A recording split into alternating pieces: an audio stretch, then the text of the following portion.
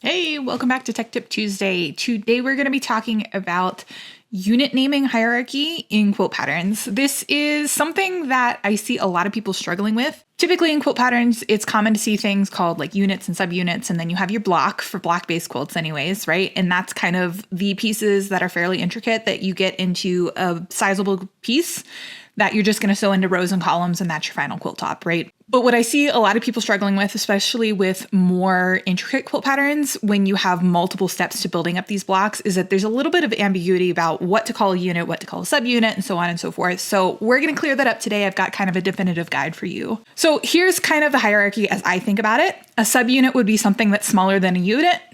Hence the prefix sub, right? We're getting back to some of those high school Latin roots that you learned in biology. Units would be something where you've sewn a couple of pieces together and it's a standalone piece that you might be making multiple of or taking multiple of in order to build up a block. We'll get into an example of subblocks here in a minute, but that's a term that is slightly bigger than a unit, but smaller than a block. But it's one that if I can avoid using it, I'm going to, because a subblock is kind of like, well, what's the difference between a subblock and a unit? There's some ambiguity there. And again, it has its place in certain quilt patterns, but in general, if I can avoid using that term, I will. And then a block, of course, is a typical quilt block, right? Nobody has any difficulty identifying these things, but what gets tricky is when you have kind of a block within a block and you're adding on to these blocks multiple times, multiple rounds. It can be difficult to determine what you're going to call a block and what you're going to call maybe a subblock or a superblock, which is another term that I've used sometimes. What it really gets down to is like, how many levels of hierarchy do you need for this particular pattern that you're working with?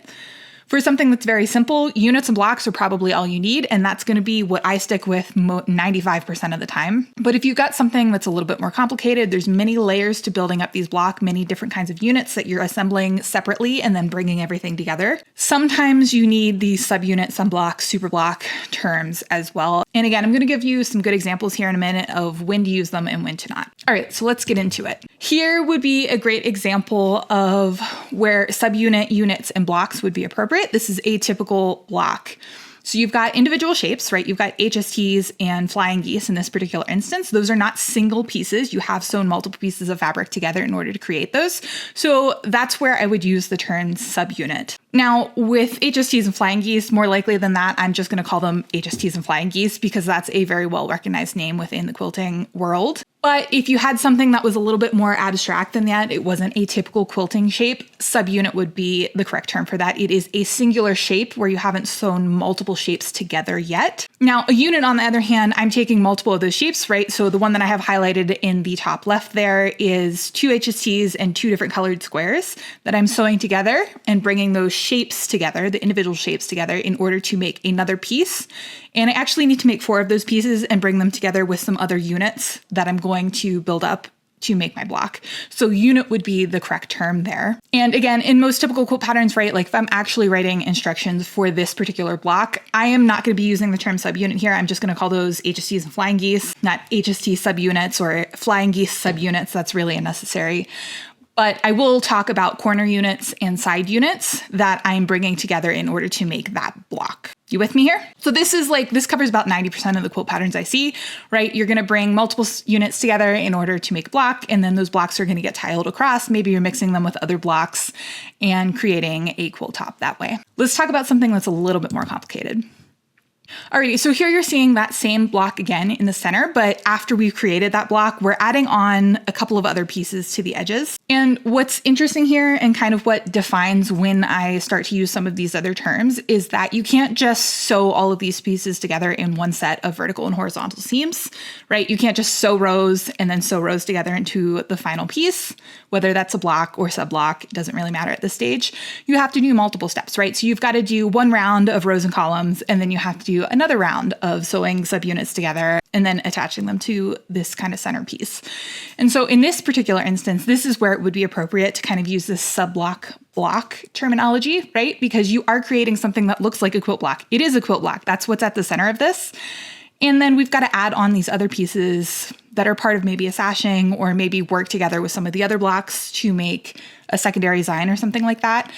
But that final piece is what I'm going to call a block. And the reason for that is because at the end of the day, when you're assembling a quilt top, you are sewing blocks together with sashing pieces, sometimes not, but you sew blocks together, right? You don't sew subblocks together or something along those lines, right? We want to be careful about using that terminology because most quilters are going to identify a block as the thing that is complete, that they can just sew rows and columns and get their final quilt top from. So that centerpiece, while it looks like a block, is really a sub block because we've got to add more pieces to it before we can get to that stage where we can start sewing rows and columns in order to get our finished quilt top. Now I'm going to show you one more example here that is going to contradict some of the stuff that I just said. Bear with me here. There is a little ambiguity and you're going to have to decide what works best for your quilt pattern or consult your tech editor who can definitely give you an expert opinion on that as well. So here's another kind of block. We're working with basically 4 of the exact same pieces. They're just different colors and we're sewing them together. And in this particular instance, maybe we're sewing them together to get a specific color pattern. Now, this is a particular instance where I might call this thing a super block